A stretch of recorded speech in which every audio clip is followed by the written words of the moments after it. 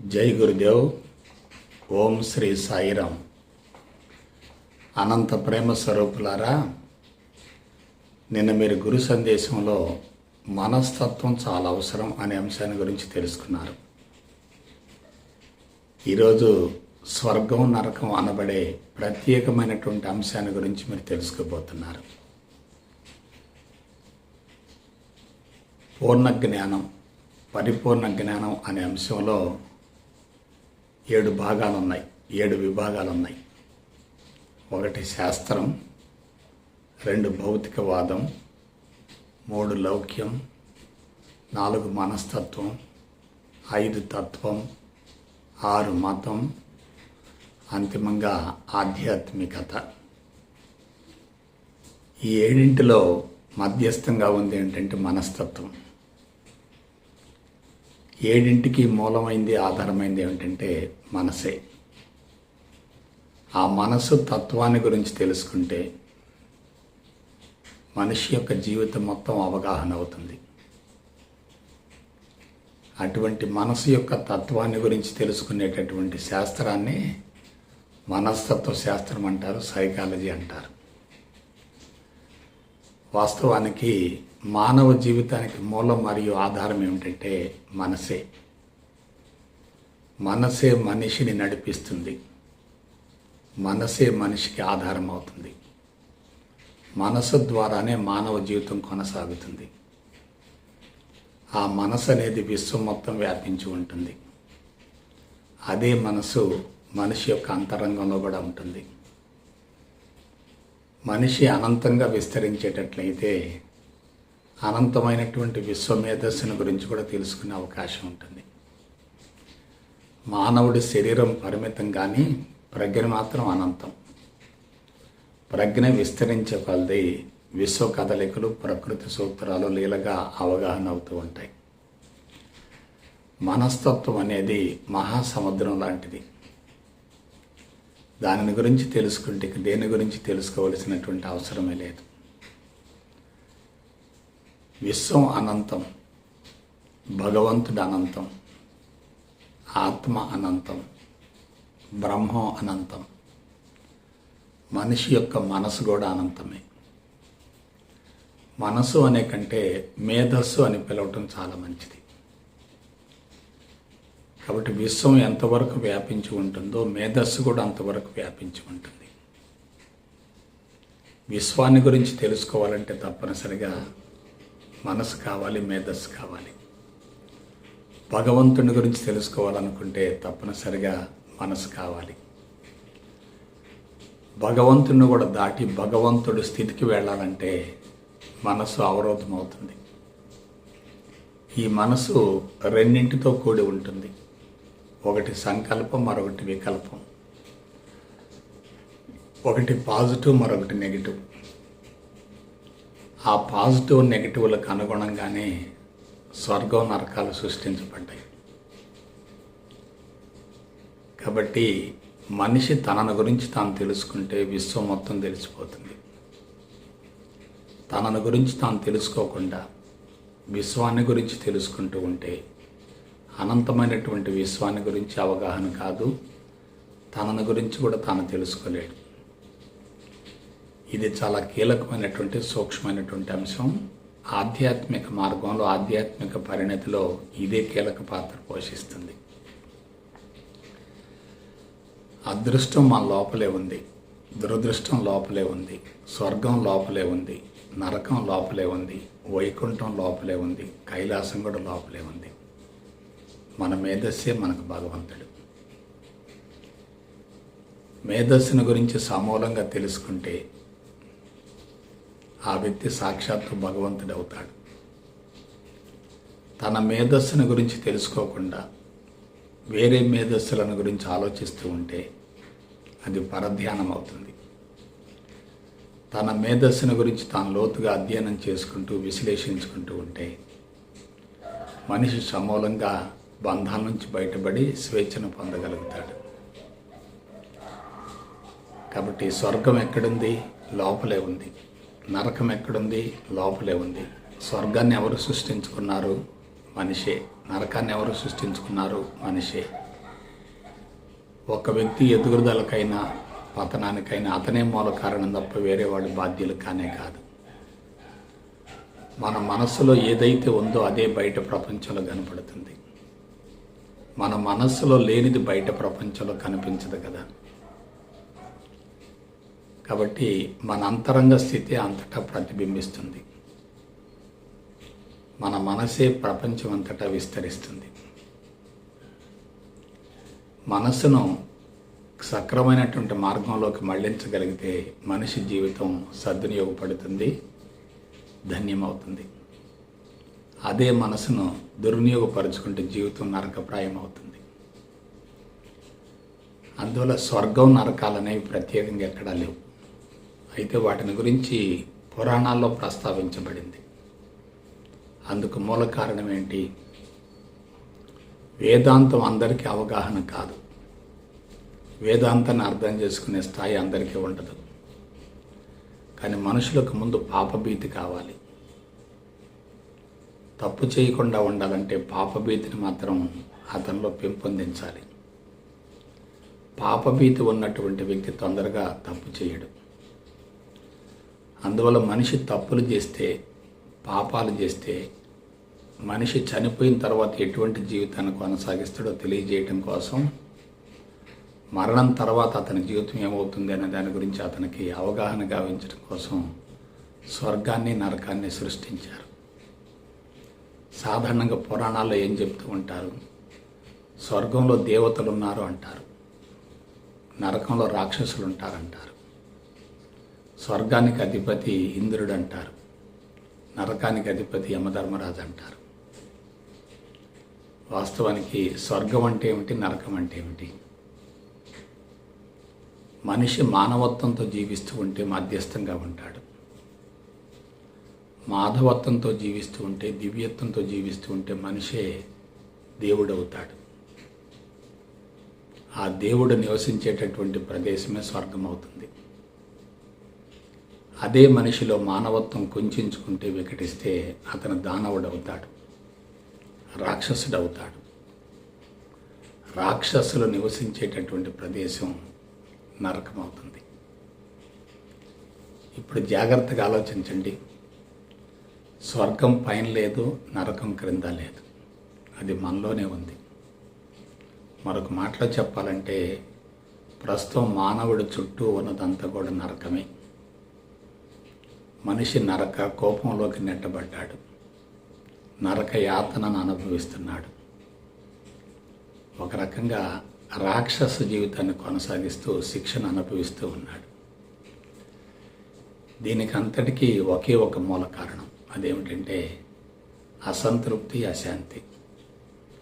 ఈ అసంతృప్తి, అశాంతి రెండు కూడా అంతరంగంలోనివే, బాహ్య ప్రపంచానికి సంబంధించినవి కానే కావు. మనిషి అంతరంగాన్ని ఎప్పుడైతే సరి చేసుకుంటాడో తదనుగుణంగా బాహ్య ప్రపంచం సరవుతూ ఉంటుంది. అంతరంగాన్ని సరి చేసుకోకుండా బాహ్య ప్రపంచాన్ని సరిచేసే ప్రయత్నం చేస్తూ ఉన్నాడు అనుకోండి, అది ఇంకా నరకంగా మారుతుంది. గత 25,000 సంవత్సరాల నాగరికత పరిణామంలో మనిషి మానసికంగా బలహీనపడ్డాడు, భౌతికంగా ఎదుగుతూ ఉన్నాడు. భౌతికవాదపు మత్తులో జీవించటమే నరకం. లౌక్యాన్ని గురించి సరిగా అవగాహన చేసుకోకుండా జీవితాన్ని కొనసాగించడమే నరకం. అంతరంగాన్ని విస్మరించి బాహ్య ప్రపంచంలోకి పరుగులు తీయటమే నరకం.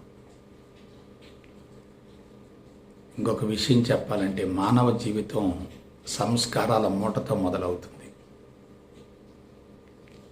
ఆ సంస్కారాల మూటలో కోరికలు, ఆశయాలు, సంకల్పాలు, గమ్యాలు, లక్ష్యాలు, పథకాలు, ప్రణాళికలు వగైరా వగైరా వంటివన్నీ ఉంటాయి. అయితే అవన్నీ ఏమిటి? జీవభావానికి సంబంధించినవి, జీవుడికి సంబంధించినవి, భౌతిక ప్రపంచానికి సంబంధించినవి. భౌతిక ప్రపంచానికి సంబంధించినటువంటి సంస్కారాలన్నీ కూడా మనిషిని భౌతిక ప్రపంచం వైపుకే ప్రేరేపిస్తూ ఉంటాయి. ఎందుకంటే మనసుకు భౌతిక ప్రపంచానికి మధ్య అవినాభావ సంబంధం ఉంటుంది. మనసు ద్వారానే భౌతిక ప్రపంచం ఏర్పడుతుంది.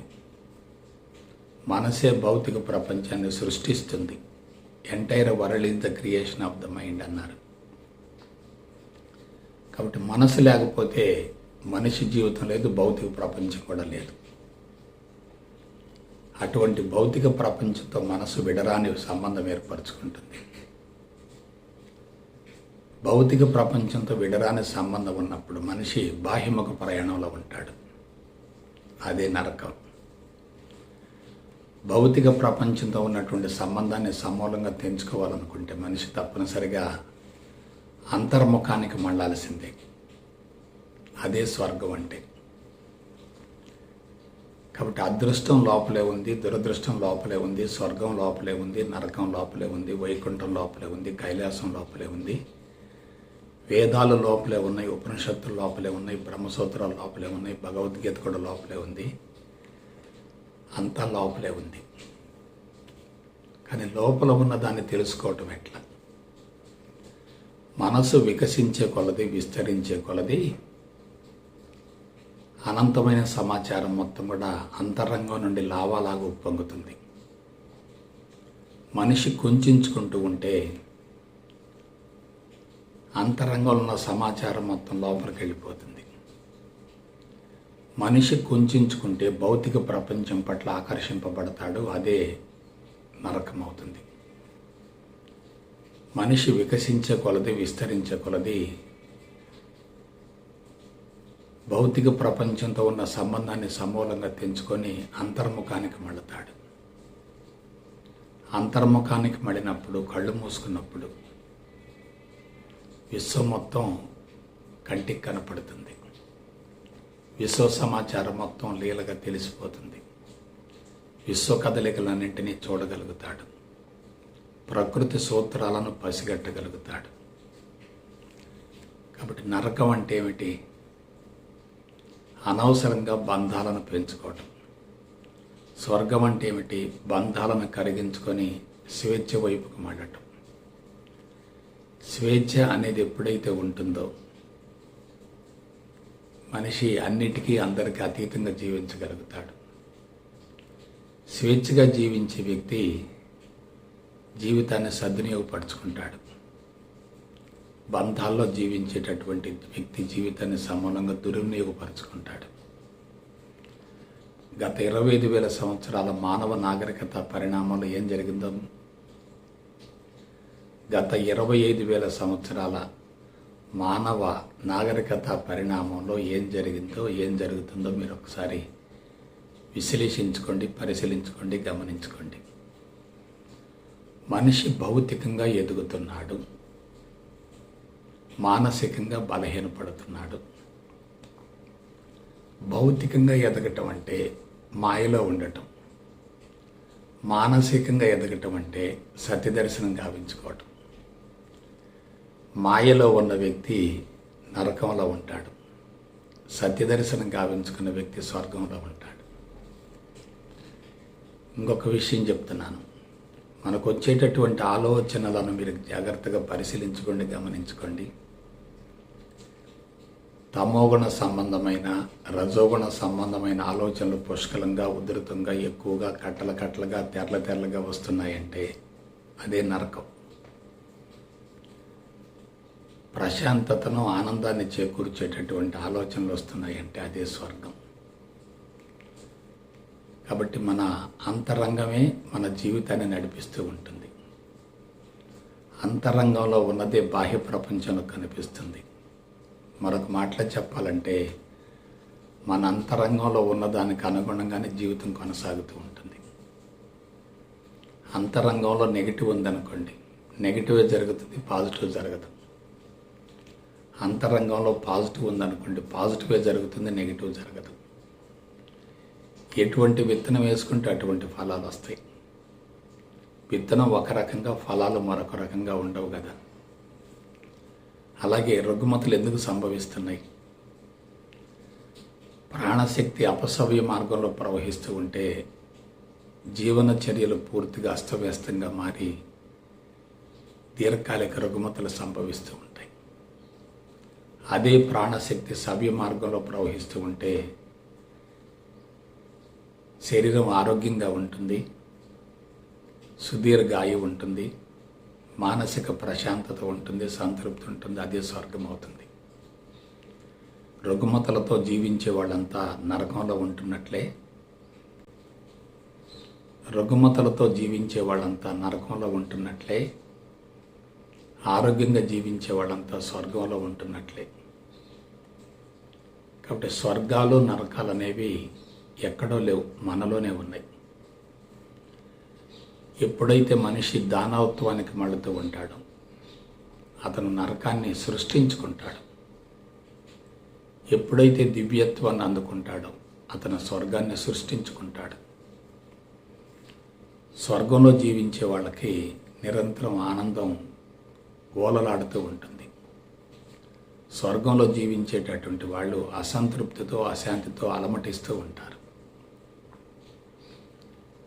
కాబట్టి మనిషి యొక్క అంతరంగమే ముందుకు నడిపిస్తూ ఉంటుంది. కాబట్టి మనం సరిచేయవలసింది బాహ్య ప్రపంచాన్ని కానే కాదు, మన అంతరంగాన్ని మనం సరి చేసుకోవాలి. అంతరంగంలో ఉన్నటువంటి నెగటివ్ను పాజిటివ్గా మార్చుకుందాం అనుకోండి, అప్పుడు నరకం నుండి బయటపడి స్వర్గాన్ని అనుభవించవచ్చు. మనం పుట్టుకతోటే ఉత్తమ సంస్కారాలతో జన్మించినప్పటికీ పరిసరాల ప్రభావం వలన చదివేటటువంటి చదువు కానీ, వృత్తి కానీ, వ్యాపారం కానీ, దైనందిన జీవితం కానీ, ప్రజా సంబంధాలు కానీ, చుట్టూ ఉన్నటువంటి వ్యక్తుల ప్రభావంతో మనం నెగిటివ్కి మళ్ళామనుకోండి, మనంతట మనమే నరకాన్ని సృష్టించుకుంటున్నట్లే కదా. అదే పాజిటివ్కి మళ్ళామనుకోండి, స్వర్గాన్ని సృష్టించుకుంటున్నట్లే కదా. కాబట్టి జీవితం ఎలా ప్రారంభమైనప్పటికీ తర్వాత కాలంలో దాని ప్రభావం మనిషి మీద ప్రత్యక్షంగా కనిపిస్తుంది. పుట్టుక ఉత్తమ సంస్కారాలతో ప్రారంభమైనప్పటికీ తర్వాత కాలంలో చెడు సంస్కారాలతో జీవితాన్ని గడిపేటట్లయితే మనిషి జీవితాన్ని దుర్వినియోగపరుచుకుంటాడు.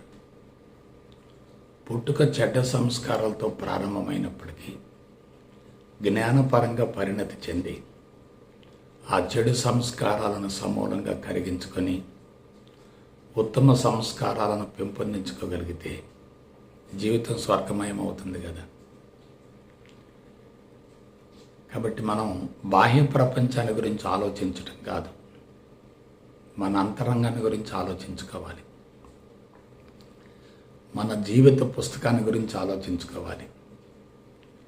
జీవితాన్ని మంచి మార్గంలోనికి మళ్లించే విధంగా ఒక వినూత్నమైనటువంటి ప్రణాళికతో, పథకాలతో ముందుకు సాగాలి. మన జీవితం మన ద్వారానే కొనసాగాలి తప్ప వేరే వాళ్ళ చేతుల్లోకి మన జీవితం వెళ్ళకూడదు. మనకంటే ఎవరైనా ఉన్నతంగా ఉన్నారు అని భావించినా, మనకంటే ఎవరైనా తక్కువగా ఉన్నారనే భావనలు మనకు కలుగుతూ ఉన్నా, మనం వేరే వాళ్ళ గురించి ఆలోచిస్తూ ఉన్నాం. మనకంటే ఎవరో ఉన్నతంగా ఉన్నారు అనే భావన ఉందనుకోండి, అది ఇన్ఫీరియారిటీ అవుతుంది. మనకంటే ఎవరో తక్కువగా ఉన్నారు అనే భావన ఉందనుకోండి, అది సుపీరియారిటీ అవుతుంది. మనతో ఎవరైనా సమాన స్థాయిలో ఉన్నారని చెప్పి పోటీ తత్వాన్ని అలవరుచుకున్నాం అనుకోండి, అది కాంపిటీషన్ అవుతుంది, పోటీ అవుతుంది. ఇవన్నీ కూడా అతి ప్రమాదకరమైనటువంటి అవలక్షణాలు. మీరు మానవ జాతిని గమనించండి, ఈ లక్షణాలు లేకుండా ఎవరూ జీవించలేకపోతున్నారు. క్రీస్తు పూర్వం 6000 సంవత్సరాల నాడు ప్రపంచం ప్రశాంతంగా ఉంది కాబట్టి, పరిసరాలు సుభిక్షంగా ప్రకృతికి అనుగుణంగా ఉన్నాయి కాబట్టి, జనాభా తక్కువగా ఉండి వనరులు పుష్కలంగా ఉన్నాయి కాబట్టి, నాగరికత ఛాయలు లేవు కాబట్టి, అప్పుడు మానవుడు తనకు తెలియకుండానే స్వర్గంలో జీవించాడు.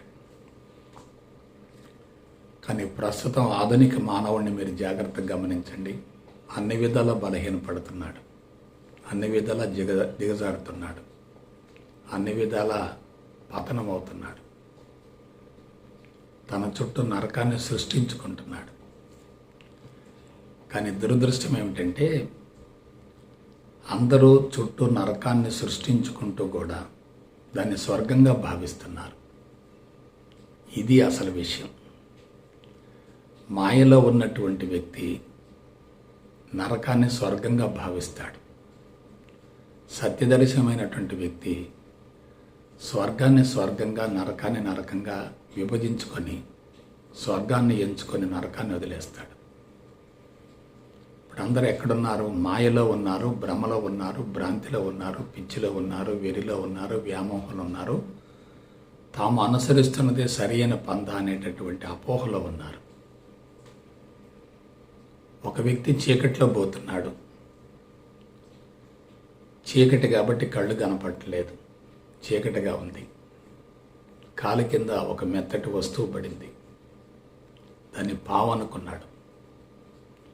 పాము అనేటటువంటి భ్రమలో ఉన్నాడు, భ్రాంతిలో ఉన్నాడు, భయంతో ఉన్నాడు. ఆ భయంలో అప్రమత్తంగా తనకు తెలియకుండానే నోటి నుంచి ఒక పెద్ద అరుపు వచ్చింది, కేక వచ్చింది. ఒక వ్యక్తి దూరంగా ఉండి ఆ కేకను విన్నాడు. ఎవరో నా బిడ్డ ప్రమాదంలో ఉన్నారనేటటువంటి భావంతో ఆ కేకకు అనుగుణంగా, శబ్దానికి అనుగుణంగా అతని దగ్గరకు వచ్చి అతని కాలి కింద పడ్డటువంటి వస్తువు ఏమిటో టార్చ్ లైట్తో చూయించాడు.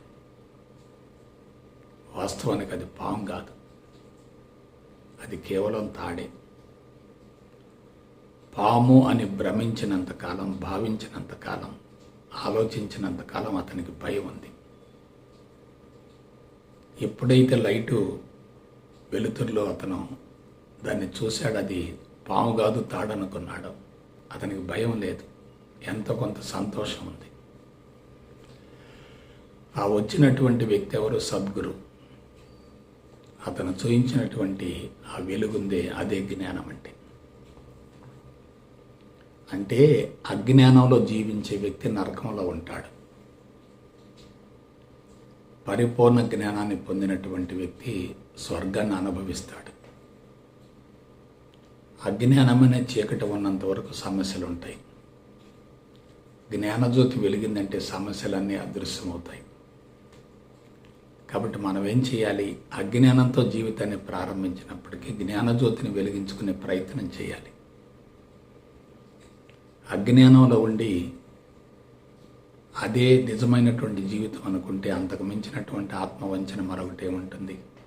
అదే అంతరాత్మను చంపుకోవటం అంటే. ఇప్పుడు మనుషులంతా ఏమయ్యారు మీరు గమనించండి. ఆకర్షణీయమైనటువంటి వస్తు ప్రపంచంలో ఉన్నారు. రకరకాల వస్తువులు తయారవుతున్నాయి, ఫ్యాషన్స్ మారుతూ ఉన్నాయి, ప్రపంచం వేగంగా మారుతుంది, టెక్నాలజీ తారాస్థాయిలో ఉంది. టెక్నాలజీని వదిలించుకునే అవకాశమే లేదు, టెక్నాలజీ నుండి బయటపడే అవకాశం లేదు, టెక్నాలజీ లేకుండా జీవితాన్ని కొనసాగించే అవకాశం కూడా లేదు. టెక్నాలజీలో పూర్తిగా బందీ అయ్యాడు, ఇరుక్కుపోయాడు.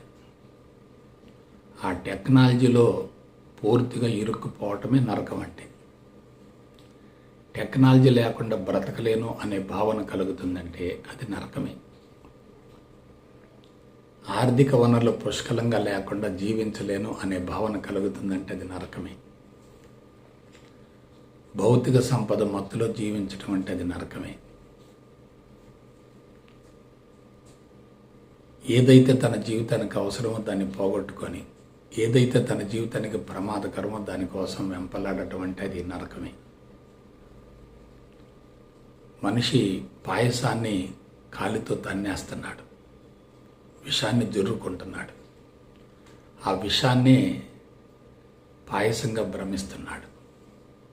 దీనికి చక్కని ఉదాహరణ ఏంటంటే శారీరక మమకారాన్ని పెంచుకుంటున్నాడు, శరీరాన్ని విపరీతంగా పోషిస్తూ ఉన్నాడు, శరీరాన్ని విపరీతంగా సుఖపెడుతున్నాడు, శరీరం పట్ల విడరాని బంధం ఏర్పరచుకున్నాడు, శరీరానికి ప్రాధాన్యతనిస్తూ ఉన్నాడు, శరీరాన్ని మరణించకుండా మరణాన్ని వాయిదా వేయటం కోసం విశ్వ ప్రయత్నం చేస్తూ ఉన్నాడు. అదే నరకం అంటే. మరి స్వర్గం ఏమిటి? శరీరం మాయా అని తెలుసుకోవటమే స్వర్గం. శారీరక సుఖం చాలా ప్రమాదకరం అని తెలుసుకోవటమే స్వర్గం. శారీరక మమకారం నుండి పూర్తిగా బయటపడటమే స్వర్గం. మరణం కేవలం భౌతిక శరీరానికే. నేను నిరంతరం కొనసాగుతాను, పుట్టుకకు ముందు నేనున్నాను, మరణం తర్వాత కూడా నేనున్నాను అనే భావన బలీయంగా ఉందనుకోండి, అదే స్వర్గం అంటే. కాబట్టి మనసులో ఉన్నదే జరుగుతున్నప్పుడు, అంతరంగంలో ఉన్నటువంటి సంస్కారాలకు అనుగుణంగా జీవితం కొనసాగుతున్నప్పుడు మనం బాహ్య ప్రపంచాన్ని గురించి ఎందుకు ఆలోచించాలి? బాహ్య ప్రపంచాన్ని ఎందుకు సరిచేయాలి? గత 25,000 సంవత్సరాలుగా మానవుడు బాహ్య ప్రపంచాన్ని సరిచేస్తూ చివరికి సరిచేయలేని స్థితికి దాన్ని దిగజార్చాడు. చేతులు కాలాక ఆకులు పట్టుకుంటే ఎటువంటి ప్రయోజనం ఉండదు. స్వర్గంలో జీవించవలసినటువంటి వ్యక్తి నరకానికి పడిపోయాడు, పాతాళ గంగలో పడిపోయాడు. ఎవరైనా చేయూతనిచ్చినా బయటపడలేనంతగా ఇరుక్కుపోయాడు. కుటుంబాలలో పూర్తిగా ఇరుక్కుపోతున్నారు, మోహబంధాలను పెంచుకుంటున్నారు. చుట్టూ ఉన్నటువంటి వ్యక్తులతోటి, సన్నివేశాలతోటి, సంఘటనలతోటి అతుక్కుపోతున్నారు. విడరాని సంబంధం ఏర్పరచుకుంటున్నారు, వాళ్ళ నుంచి బయటపడలేకపోతున్నారు. బంధాలను పెంచుకోవటమే నరకం, బంధాల నుంచి బయటపడటమే స్వర్గం అంటే. కాబట్టి మనిషి జీవితాన్ని జాగ్రత్తగా విశ్లేషించేటట్లయితే మనిషి చాలా కోల్పోయాడు, తిరిగి పునరుద్ధరించలేని స్థితికి కోల్పోయాడు. దీనికి అంతటికి మూల కారణం మనసే. అంటే ఏమిటి? మనసును సరైనటువంటి బంధాలోనికి మళ్లించగలిగితే స్వర్గం అవుతుంది. మనసును సరైనటువంటి బంధాలోనికి మళ్లించలేక దుర్వినియోగపరిస్తే అది నరకం అవుతుంది. కాబట్టి స్వర్గం నరకం రెండు ఎక్కడున్నాయి? మనలోనే ఉన్నాయి. ఇంకొక విషయం చెప్తాను. తమో రజోగుణాలతో జీవించటమే నరకం, సత్వగుణంలో జీవించడమే స్వర్గం. సత్వగుణం అనేది మనిషిని ఉన్నతంగా తీర్చిదిద్దుతుంది, జీవిత పరమార్థం నెరవేరే విధంగా మనిషిని ఉన్నతంగా తయారు చేస్తుంది. అదే తమో రజోగుణాలుంటే జీవితం అన్ని విధాల అబాసుపాలవుతుంది, నరకప్రాయం అవుతుంది. తిరిగి ఎవరిలో భర్తీ చేయలేనటువంటి స్థితికి జీవితం పతనం అవుతుంది. ప్రస్తుతం జరుగుతుందంతా ఏంటో మీరు గమనించండి. ఉదయం నిద్రలేచింది మొదలు సాయంత్రం మళ్ళా నిద్రించేంత వరకు ప్రపంచవ్యాప్తంగా సంభవిస్తున్నటువంటి పరిణామాలను మీరు గమనించండి. రాక్షసులు ఏ విధంగా ప్రవర్తిస్తున్నారో మనుషులు కూడా అదే విధంగా ప్రవర్తిస్తున్నారు. రాక్షసులు ఎల్లప్పుడూ కీచులాడుకుంటూ ఉంటారు, దేవతలు ఎల్లప్పుడూ కూడా కలిసిమెలిసి అన్యోన్యంగా, ఆప్యాయంగా, అనురాగంగా, ప్రేమగా, ఒద్దికగా, ఐకమత్యంతో జీవిస్తూ ఉంటారు. అందుకే దేవతలు నివసించేటటువంటి ప్రదేశమే ఆనంద నిలయం అవుతుంది. రాక్షసులు నివసించేటటువంటి ప్రదేశం నరకప్రాయం అవుతుంది, కీచులాట్లు ఎక్కువగా ఉంటాయి. మద్యము, మాంసము, మగువ, శారీరక ఇంద్రియ మట్టాలకి పరిమితమై అదే జీవితం అనుకుని జీవితాన్ని అనుభవించాలనేటటువంటి తపంతో, ఆరాటంతో పరుగులు తీస్తూ ఉంటారు. జీవితం గడిచే కొద్దీ, జీవితం తగ్గిపోయే కొద్దీ మనిషికి మరణ భయం వెంటాడుతూ ఉంటుంది, రుగముత్ భయం వెంటాడుతూ ఉంటుంది. నాకు తెలిసినంత వరకు సమస్య లేనటువంటి వ్యక్తి లేడు, సమస్య లేనటువంటి కుటుంబం లేదు, సమస్య లేనటువంటి ప్రాంతం కూడా లేవు కదా. సమస్యలతో జీవించే వాళ్ళు ఎవరు? రాక్షసులు. పరిష్కారం దిశగా జీవితాన్ని మలుచుకునే వాళ్ళు ఎవరంటే దేవతలు. మీకు కానీ నాకు కానీ ఎవరికైనా సమస్యలు రావడానికి మూల కారణం ఏంటి? చెడు సంస్కారాలు, తమో రజోగుణాలు, చెడు ఆలోచన విధానం, చెడు మాటలు, చెడు కర్మలు, చెడు కర్మఫలం. సమస్య నుంచి బయటపడి జీవితాన్ని సద్వినియోగపరుచుకోవాలంటే అందుకు భిన్నమైనటువంటి జీవన విధానాన్ని కొనసాగించాలి. అదేమిటి? ఉత్తమ సంస్కారాలు ఉండాలి, సత్వగుణం ఉండాలి, పాజిటివ్ థింకింగ్ ఉండాలి, ఉచ్చరించేటటువంటి మాటలు శక్తినిచ్చే విధంగా ఉండాలి, చేసేటటువంటి పనులు సమాజానికి ఉపయోగపడే విధంగా ఉండాలి. దానివల్ల ఉత్తమ కర్మ ఫలం వస్తుంది. కాబట్టి సమస్యలు ఎక్కడున్నాయి? చెడు కర్మ ఫలంతో ఇమిడి ఉన్నాయి. పరిష్కారం ఎక్కడుంది? ఉత్తమ కర్మ ఫలంతో ఇమిడి ఉంది. మనం సమస్య నుంచి బయటపడాలంటే ఏం చేయాలి? మన అంతరంగంలో ఉన్నటువంటి చెడు సంస్కారాల మోతాదుని సమూలంగా కరిగించుకోవాలి. ఉత్తమ సంస్కారాల మోతాదుని పెంచుకోగలగాలి. కానీ ప్రస్తుతం మనిషి ఏం చేస్తున్నాడు గమనించండి. పుట్టుక నుంచి మరణం వరకు చెడు సంస్కారాలను విపరీతంగా పెంచుకుంటున్నాడు. భౌతిక ప్రపంచంలోకి పరుగులు తీస్తున్నాడు. భౌతిక ప్రపంచాన్ని అనుకూలంగా మార్చుకోవటం కోసం విశ్వప్రయత్నం చేస్తున్నాడు. కుంచుకుంటున్నాడు. సొంత ప్రపంచాన్ని సృష్టించుకుంటున్నాడు. దాని నుంచి బయటపడలేకపోతున్నాడు. ఇతరులను తన ప్రపంచంలోకి ఆహ్వానించలేకపోతున్నాడు. హృదయ మట్టం మూసుకొని ఉంటుంది. సంకుచితంగా, స్వార్థంగా ఆలోచిస్తున్నాడు. కులము, మతము, వర్గము, ప్రాంతము, పార్టీ వగైరా వగైరా. ఏంటిదంతా? కాబట్టి చనిపోయిన తర్వాత నరకం వస్తుంది, స్వర్గం వస్తుంది అనేది అపోహ. బ్రతికి ఉన్నప్పుడే స్వర్గమో నరకమో తేల్చుకోవలసినటువంటి అవసరం వచ్చింది. స్వర్గంలో జీవిస్తూ ఉంటే జీవితం ఆనందమయమవుతుంది కదా. నరకంలో జీవిస్తూ ఉంటే జీవితం అసంతృప్తిగా, శాంతిగా కొనసాగుతుంది కదా. మనం ప్రపంచాన్ని మార్చాలంటే అది సాధ్యం కాదు. కానీ మన అంతరంగాన్ని మార్చుకోవటమే సాధ్యమవుతుంది. కాబట్టి ప్రపంచాన్ని మార్చాలి అనుకునే వాళ్ళంతా రాక్షస గుణంతో ఉన్నటువంటి వాళ్ళు. అంతరంగాన్ని మార్చుకోవాలి అనుకునే వాళ్ళంతా కూడా దివ్యత్వం వైపుకు పయనించేవాళ్ళు. దివ్యత్వం వైపుకు పయనించే వాళ్ళే స్వర్గాన్ని సృష్టించుకుంటారు. దానవత్వం వైపుకు పయనించే వాళ్ళే నరకాన్ని సృష్టించుకుంటారు. ఇవాళ కామక్రోధాలు విపరీతంగా పెరుగుతున్నాయి.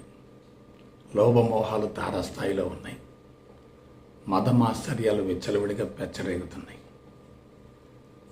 సో ఇవన్నీ పెరుగుతున్నప్పుడు మనిషి స్వర్గంలో ఉంటాడా, నరకంలో ఉంటాడా? మనకి ఏది కావాలి, ఏది అవసరం ఆలోచించండి. అయితే ఆ స్వర్గం నుండి నరకానికి దిగజారకుండా నరకం నుండి స్వర్గానికి మళ్ళటం ఎట్లా? దీని గురించి సశాస్త్రీయంగా విశ్లేషించుకోవాలి. అదేమిటంటే స్వర్గము బంధమే, నరకం కూడా బంధమే. రెండు మనసు కల్పనలే. పాజిటివ్ బంధమే, నెగిటివ్ కూడా బంధమే. సంకల్పము బంధమే, వికల్పం కూడా బంధమే. దివ్యత్వం కూడా బంధమే, రాక్షసత్వం కూడా బంధమే.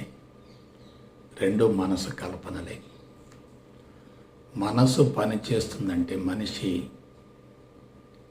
ఊగిసలాట్లో ఉంటాడు. మంచి చెడుల మధ్య, లాభం నష్టాల మధ్య, విజయం అపజయాల మధ్య, స్వర్గం నరకాల మధ్య పరుగులు పెడుతూ ఉంటాడు. అసలు మనసే లేదనుకోండి, మనిషి ఎలా ఉంటాడు?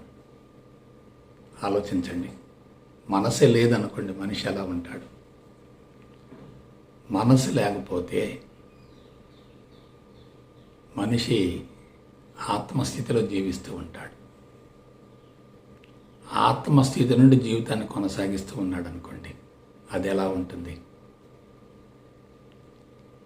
కేవలం సత్వగుణంలో ఉండి తమో రజో గుణాలను వదిలించుకొని ఉత్తమ సంస్కారాలతో జీవిస్తూ ఉన్నప్పటికీ అవి కూడా బంధాలు అవుతాయి కదా. కాబట్టి ఉత్తమ సంస్కారాలు అనేవి బంగారు సంఖ్యలు అయితే చెడు సంస్కారాలు ఇనుప సంఖ్యలు అవుతాయి. రెండు బంధాలు రెండు సంఖ్యలే.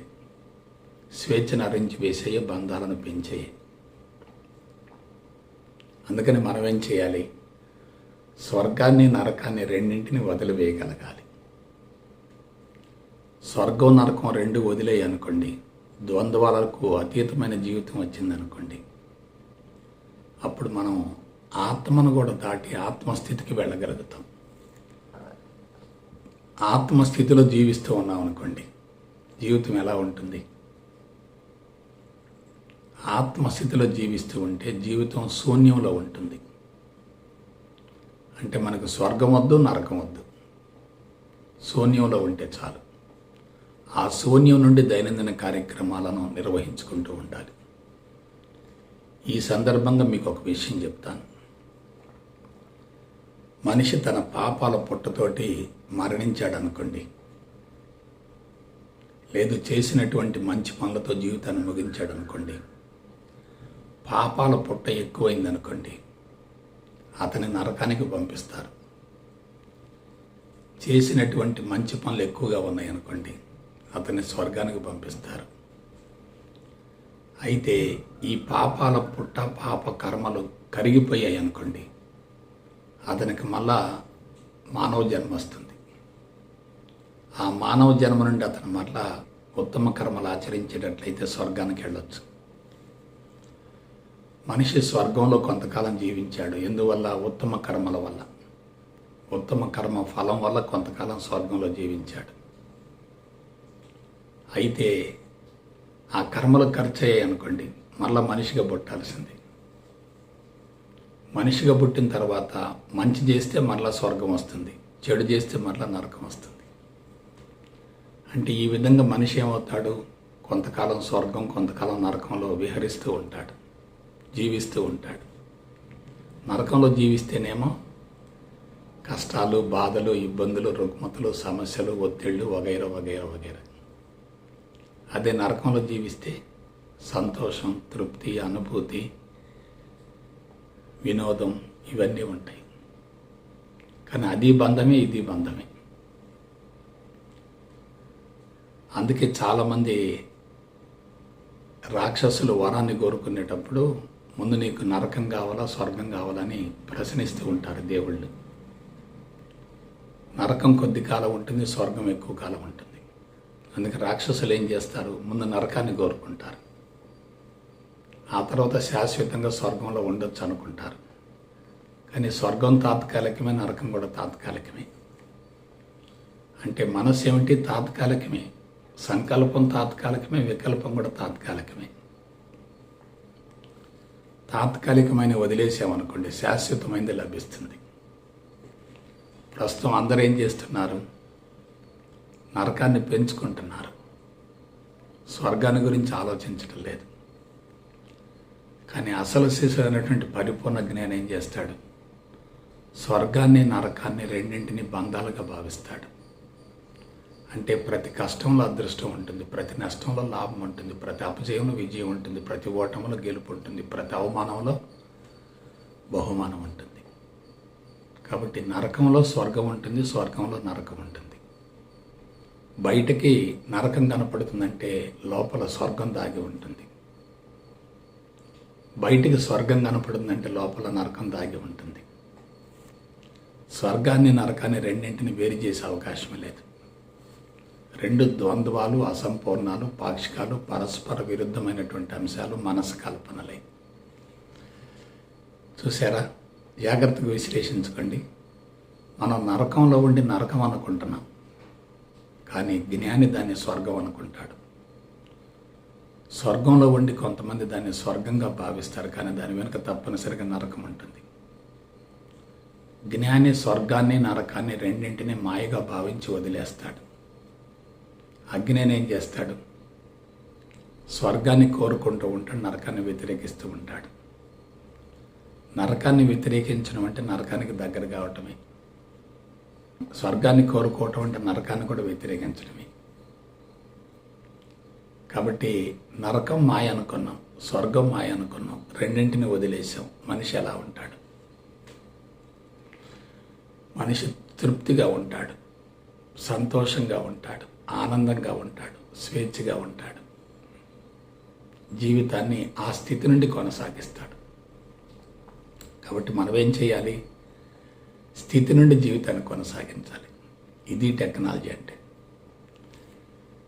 కాబట్టి మనస్సు అనేది ఉన్నంత వరకు స్వర్గ నరకాలు ఉంటాయి, లాభ నష్టాలు ఉంటాయి, విజయం అపజయాలు ఉంటాయి, గెలుపు ఓటములు ఉంటాయి. ఇవన్నీ కూడా తాత్కాలికమైనవి. మనసే తాత్కాలికం, మనసు శాశ్వతం కాదు కదా. మనసు శాశ్వతం కానప్పుడు మనసుకు సంబంధించిన జీవితం శాశ్వతం కాదు. మనసుకు సంబంధించినటువంటి ప్రపంచం, ప్రకృతి, విశ్వాలు కూడా శాశ్వతం కాదు. ఈ విశ్వంలో ఏదైతే మారుతూ ఉంటుందో దాన్ని మనసు గుర్తిస్తూ ఉంటుంది. ఎప్పుడైతే మారుతున్న దాని వెనుక శాశ్వతమైంది, నిత్యమైంది, సత్యమైంది, అనంతమైంది ఉందని చెప్పి గుర్తించగలుగుతాము, అప్పుడు మారేదాన్ని వదిలేస్తాం. మారేదాన్ని వదిలేయటమే పరిపూర్ణ స్థితి. కాబట్టి మారేది ఏదైనా మనసుకు సంబంధించింది. మనస్సు చైతన్యవంతంగా ఉన్నంతకాలం ఆత్మను గురించి ఆలోచించలేము, ఆత్మను గుర్తించలేము.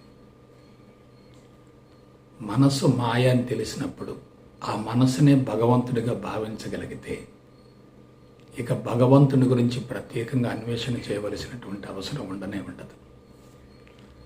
కాబట్టి భగవంతుడు ఎక్కడో లేడు. ఆత్మ నుండి ఆవిర్భవించినటువంటి మనసు కూడా భగవంతుడే కదా. ఒకసారి జాగ్రత్తగా ఆలోచించండి. మనసు ఎక్కడి నుంచి వచ్చింది? ఆత్మ నుండి వచ్చింది. మరలా ఎక్కడికి వెళుతుంది? ఆత్మలోకి లయమవుతుంది. మనస్సుకు సంబంధించినటువంటి భౌతిక ప్రపంచం ఎక్కడి నుంచి వచ్చింది? ఆత్మ నుండి వచ్చింది. మరలా అదేమవుతుంది? ఆత్మలో లయం చెందుతుంది. ఆత్మ నుండి ఆవిర్భవించి తిరిగి మరలా ఆత్మలో లయం చెందుతున్నప్పుడు మారేది కూడా భగవంతుడిలో ఒక భాగమే కదా. మట్టి నుండి ఎన్నో రకాల కుండలు వస్తాయి. ఈ కుండలు మరలా తిరిగి మట్టిలో కలిసిపోతాయి. బంగారం నుండి ఎన్నో ఆభరణాలు వస్తాయి. ఈ ఆభరణాలు మొత్తం తిరిగి మరలా బంగారంలో కలిసిపోతాయి. ఆభరణాలకి పేర్లు ఉంటాయి, కుండలకు పేర్లు ఉంటాయి, రూపం ఉంటుంది, ఆకారం ఉంటుంది, కాలం ఉంటుంది, గుణం ఉంటుంది. కానీ మట్టికి అవి ఏమీ ఉండవు కదా. కాబట్టి మానవ జీవిత పరమార్థం ఏమిటి? తాత్కాలికమైనటువంటి స్వర్గాన్ని, నరకాన్ని కోరుకోవటం కానే కాదు. స్వర్గానికి, నరకానికి అతీతమైనటువంటి శాశ్వతమైనటువంటి స్థానం ఒకటి ఉంది. అదే శూన్య స్థితి, భావాతీత స్థితి, ఆలోచన రహిత స్థితి, నిరహంకార స్థితి, ఆత్మస్థితి, పరబ్రహ్మ స్థితి, పరిపూర్ణ స్థితి. అది స్థితి. ఆ స్థితి నుండి మన కార్యక్రమాలు మొత్తాన్ని కొనసాగించవచ్చు. అందుకు మనం ఏం చేయాలి? స్వర్గం, నరకం రెండింటి నుండి బయటపడాలి. స్వర్గాన్ని కోరుకోవటం అజ్ఞానమే, నరకాన్ని వ్యతిరేకించడం కూడా అజ్ఞానమే. స్వర్గము తాత్కాలికమే, నరకము తాత్కాలికమే. స్వర్గము మాయే, నరకము మాయే. ఆ రెండింటినీ మనస్సు కల్పనలుగా భావించి వదిలేసామనుకోండి, మనం ఆత్మస్థితికి చేరగలుగుతాం. అయితే అందుకు మార్గం ఏమిటి? అవి మనలోనే ఉన్నాయి. ఏమిటి అవి? ఆలోచనలు. నెగిటివ్ ఆలోచనలు అంటే నరకం, పాజిటివ్ ఆలోచనలు అంటే స్వర్గం. మనం సాధనలో కూర్చున్నాం అనుకోండి, నెగిటివ్ వచ్చింది అనుకోండి, దాన్ని వ్యతిరేకిస్తాం. పాజిటివ్ వచ్చింది అనుకోండి, దానికోసం ఆరాటపడుతూ ఉంటాం, ఆశిస్తూ ఉంటాం. నెగిటివ్ను వ్యతిరేకిస్తున్నంతకాలం పాజిటివ్ రాదు. నెగిటివ్ను అంగీకరించగలిగితే ఆ నెగిటివే పాజిటివ్గా మారుతుంది. పాజిటివ్ను ఆశించకుండా ఉంటే నెగిటివ్ను వ్యతిరేకించే అవకాశమే లేదు. ఇంత సూక్ష్మమైనటువంటి అంశాన్ని గురించి మనం జాగ్రత్తగా విశ్లేషించుకొని తెలుసుకోగలిగితే జీవితం సార్థకమవుతుంది, సద్వినియోగపడుతుంది. కాబట్టి ప్రతిదీ తాత్కాలికం, ఏది శాశ్వతం కాదు. ఆ తాత్కాలికమైన దాన్ని పట్టుకున్నామంటే మనం మనసు పరిధిలో ఉంటాం. శాశ్వతమైన దాన్ని పట్టుకున్నామంటే మనం మనసుకు అతీతంగా ఉంటాం. దానికి మనం ఎక్కడికి వెళ్ళవలసిన పని లేదు. మన లోపలే అదంతా ఉంది. మన లోపలే అదంతా నిక్షిప్తమై ఉంది. లోపల ఉన్నదాన్ని విస్మరించి బయట ఎక్కడ ఉందని వెతుక్కుంటూ ఉంటే అది అన్వేషణ అవుతుంది, పరిశోధన అవుతుంది, శోధన అవుతుంది, శక్తి విపరీతంగా హరించుకుపోతుంది. స్థితిలో ఉన్న వ్యక్తి శక్తిని కోల్పోవడం, మాయలో ఉన్న వ్యక్తి శక్తిని కోల్పోతాడు. సత్యదర్శనమైన వ్యక్తి శక్తిని కోల్పోడు. సత్యానికి విరుద్ధంగా జీవించే వ్యక్తి, సత్యాన్ని గుర్తించలేని వ్యక్తి శక్తిని కోల్పోతూ ఉంటాడు. కాబట్టి స్వర్గం నరకం ఆలోచించండి ఒకసారి. స్వర్గానికి నరకానికి మధ్య పరుగులు తీయకూడదు. నరకంలో ఉండే స్వర్గాన్ని గురించి ఆలోచించకూడదు, స్వర్గంలో ఉండే నరకాన్ని వ్యతిరేకించకూడదు. స్వర్గము మన మనసు కల్పనే, నరకం కూడా మన మనసు కల్పనే. ఆ రెండింటిని మనం పూర్తిగా వదిలేసామనుకోండి, జీవితం ఎలా ఉంటుంది? జీవితం జీరో అవుతుంది. అతడే మరణించిన తర్వాత హీరో అవుతాడు. జీవించినంతకాలం భౌతిక సంపదను పోగు చేసుకుని హీరోగా భావించేటట్లయితే అతని తర్వాత నరకానికి వెళ్ళవలసి ఉంటుంది. జీవితాన్ని జీరోగా భావించే వ్యక్తి స్వర్గాన్ని నరకాన్ని రెండింటిని వదిలేస్తాడు. జీవిస్తున్నంతకాలం హీరోగా భావించిన వ్యక్తి తప్పనిసరిగా నరకంలోకి వెళతాడు. కాబట్టి నరకాన్ని మనం ఏం చేయాలి? వ్యతిరేకించకూడదు. స్వర్గాన్ని ఏం చేయాలి? దానికోసం ఆశించకూడదు. స్వర్గం నరకాలు రెండింటిని ఏం చేయాలి? వదిలేయాలి. వదిలేసినప్పుడు మనసు ఎలా ఉంటుంది? ఖాళీ అవుతుంది. అదే సన్యాసం అంటే. సన్యాసం అంటే భౌతిక సన్యాసం కాదు, బాహ్యపరమైన సన్యాసం కాదు, కఠోరమైనటువంటి నియమాలతోటి నిష్ఠలతో జీవించడం కానే కాదు. ఆ సన్యాసం అనేది 100% మనసుకు సంబంధించింది. మనసు ఖాళీ అయితే సన్యాసమే, మనసుతో పనిచేస్తూ ఉంటే సంసారమే. ఎందువల్ల? మనసు అనేది ఉంది కాబట్టి అది భౌతిక ప్రపంచంతో విడరాని సంబంధం ఏర్పరచుకుంటుంది. అదే సంసారం. సారం లేని దాని గురించి ఆలోచించడమే సంసారం. అదే సంసారం వదిలేసామనుకోండి, ఏమవుతుంది? సన్యాసాన్ని పొందగలుగుతాం, సన్యాసాన్ని అనుభవించగలుగుతాం. కాబట్టి స్వర్గం నరకం ఈ అంశాన్ని జాగ్రత్తగా విశ్లేషించుకోండి. స్వర్గాన్ని కోరుకోవటం మాయే, నరకాన్ని వ్యతిరేకించడం కూడా మాయే. దేవతలు మాయే, రాక్షసులు కూడా మాయే. సమాచారం ఏదైనా ఎటువంటిదైనా మాయకు ప్రతిరూపమే. కాబట్టి మనం ఏం చేయాలి? దేవతలుగా జీవించాలని ఆశించవద్దు, రాక్షసత్వాన్ని వ్యతిరేకించవద్దు. స్థూలంగా చూస్తూ ఉంటే రాక్షసత్వం కనిపిస్తుంది, కానీ సూక్ష్మంగా గమనిస్తూ ఉంటే అందులో దివ్యత్వం ఉంటుంది. మనం రాక్షసత్వంలో ఉన్నటువంటి దివ్యత్వాన్ని గుర్తించగలిగితే ఎవరిని వ్యతిరేకించే అవసరమే ఉండదు. కాబట్టి బిడ్డలారా, స్వర్గం నరకం అనేటటువంటి ఈ అంశాన్ని గురించి జాగ్రత్తగా విశ్లేషించుకోండి. ప్రపంచాన్ని మార్చడం కానే కాదు అదే నరకం అంటే. ఎందుకంటే ప్రపంచాన్ని మార్చాలని పరితపించే వాళ్ళంతా సమూలంగా వైఫల్యం చెందుతారు, నరక యాతనను అనుభవిస్తారు. ఆ పని మాత్రం మీరు చేయొద్దు. స్వర్గాన్ని ఆశించవద్దు, నరకాన్ని వ్యతిరేకించవద్దు. రెండింటిని వదిలేసి సంపూర్ణ స్వేచ్ఛతో జీవితాన్ని కొనసాగించాలని మనస వాచ కర్మను కోరుకుంటూ సెలవు తీసుకుంటా. జై గురుదేవ్, జై గురుదేవ్, జై గురుదేవ్.